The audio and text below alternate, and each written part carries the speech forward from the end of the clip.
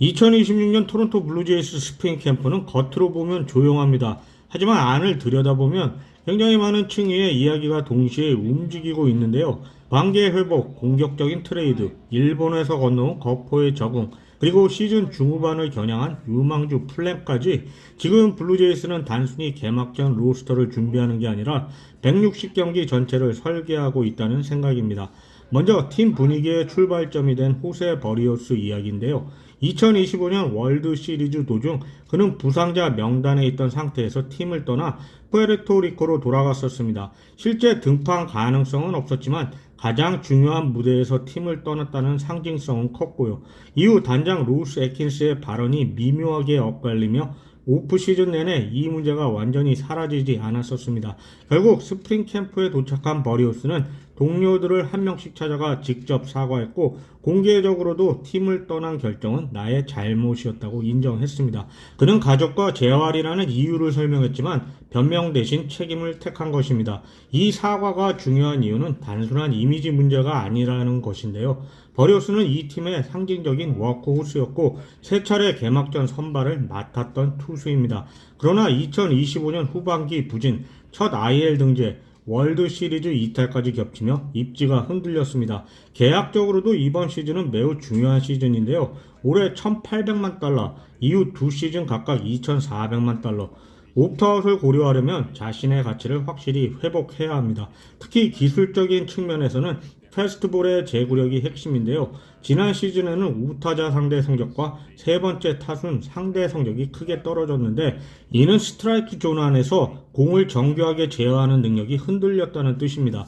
버리오스는 팔꿈치 염증을 재활로 완전히 회복했으며 하체와 고관절의 가동성을 강화해 투구 효율을 높이는 데 집중했다고 밝혔습니다. 셰인 비버 선수의 전환 피로로 인해 로테이션 자리 경쟁이 열려있는 상황이라 이번 스프링 트레이닝은 단순히 몸을 만드는 시기가 아니라 버리오스 선수에게 커리어를 새로 시작하는 중요한 계기가 될 것으로 보입니다. 이번에는 헤수스 산체스 트레이드로 넘어가겠습니다. 블루제이스는 조이 로포피드를 내주고 산체스를 영입했는데요. 산체스는 우한 투수 상대로 확실한 장타력을 갖춘 타자입니다. 평균 타구질이 좋고 파워는 실제로 경기에서 위력이 입증된 선수고요. 자완 상대로는 약점이 뚜렷하지만 플래툰 기용을 전제로 하면 충분히 계산 가능한 자원입니다.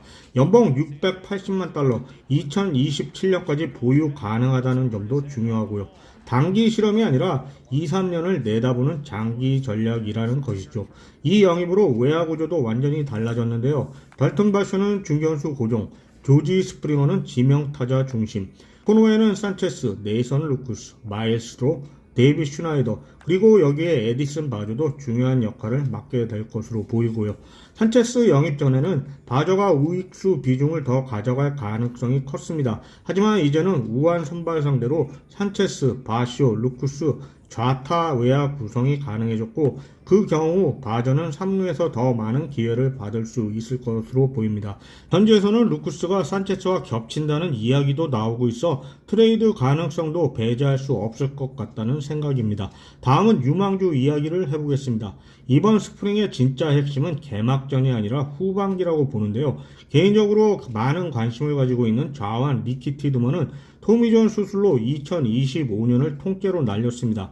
통산 프로 이닝도 많지 않고요. 하지만 자완의 상위 90마일대 후반 구속, 슬라이더와 체인지업으로 헛스윙을 유도하는 능력은 여전히 엘리트급입니다. 구단은 그를 장기적으로 선발로 키우고 싶어합니다. 그러나 동시에 2026년 후반기 불펜 무기 시나리오도 열어두고 있는 것 같고요.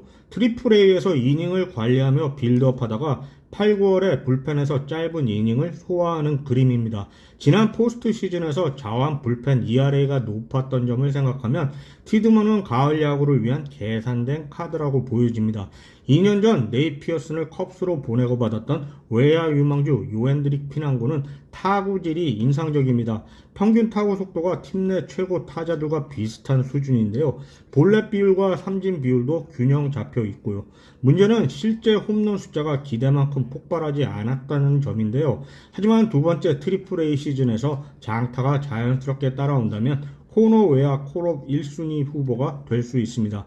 2022년 에릭 스완슨과 트레이드를 통해 블루제이스로 이적했던 투수 유망주 애덤 맥코는 좌완, 삼진 능력, 2개의 브레이킹볼, 상위 마이너에서 기복은 있었지만 불펜 자원은 언제든 기회가 생길 것이라고 봅니다. 블루제이스는 지난해에도 핵심 자원에 여러 명을 오가며 사용했었는데요.